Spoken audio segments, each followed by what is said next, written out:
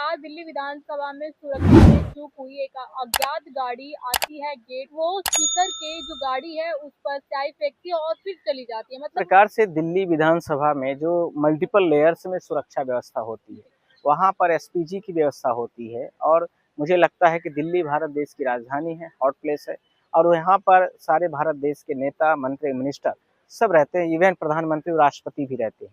इन सब चीज़ों को देखते हुए मैं आपसे यह कहना चाहता हूँ कि जिस प्रकार से ये सारी चीज़ें हो रही हैं, यह कहीं न कहीं पर भारत देश की सुरक्षा व्यवस्था की चूक है, पहली बात।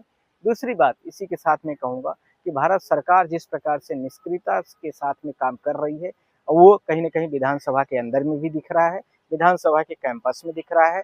जनता की सुरक्षा तो आप छोड़ दीजिए, जनता जिस प्रकार से सिलेंडरों की लाइन पर लगी है, जिस तरीके से जनता टीचरों का आप समस्या देख ही रहे हैं, जिस प्रकार से भारत देश में इसके पहले कई प्रकार की कोरोना की लाइन लगी, तो फिर उसके बाद देश में नोटबंदी की बंदियाँ हुई। तो इस प्रकार से भारत देश की जो सुरक्षा व्यवस्था है, तो सुनियोजित हाथों में नहीं है, ये इससे स्पष्ट होता है।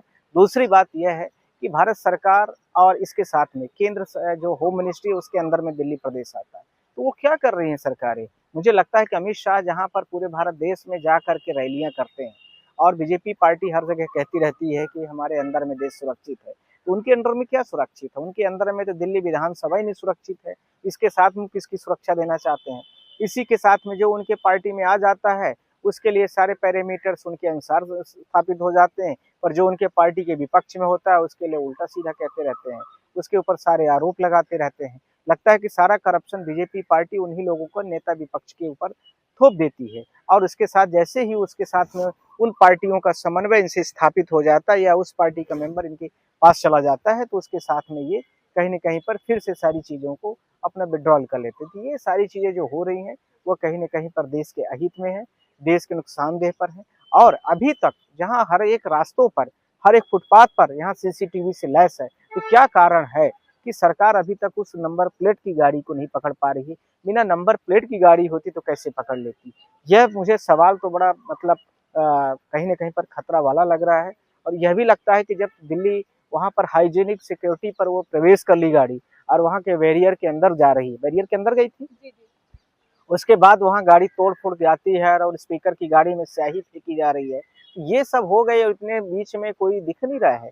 ये सारे सवाल कहीं लगता है कि दिल्ली विधानसभा भी अब सुरक्षित नहीं है, और ऐसा हो सकता है कि बीजेपी सरकार यह कह दे कहीं न कहीं पर कि यह दिल्ली प्रदेश में आतंकवादियों की घटनाएँ बढ़ रही हैं, या ऐसा भी कह सकती है दिल्ली सरकार, या हो सकता है कि किसी पार्टी विशेष के लोग हों।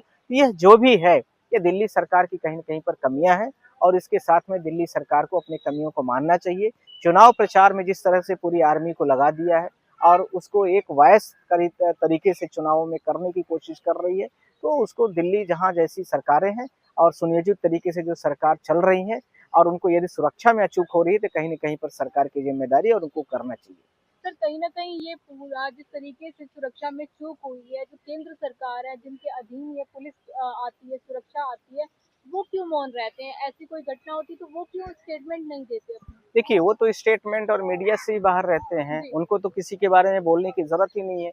मुझे लगता है कि जिस प्रकार से भारत देश की जनता को गुमराह कर रहे हैं, जिस प्रकार से भारत देश की जनता उनसे दूर रहती है, पर वो फिर भी वोट से जीत जाते हैं, जिसका हम लोगों ने विभिन्न समय-समय पर, अलग-अलग समय पर इसका कई बार सुप्रीम कोर्ट के सामने और जनता के सामने भी मैटर को उछाला है, और फिर से उछाल रहे हैं। मेरा आप लोगों के माध्यम से यह कंसर्न होगा कि यह सरकार सिर्फ़ और सिर्फ़ सत्ता में बने रहने के लिए खरीद-फरोख्त, जनता का पैसा वसूलना, दूसरा टैक्सेस बढ़ाना, तीसरा इसके साथ में अभी जो टैक्सेस का स्लैब आया है विभिन्न कंपनियों से, जनता के द्वारा जो टैक्स दिया गया वो कई मल्टीपल टाइम ज़्यादा है।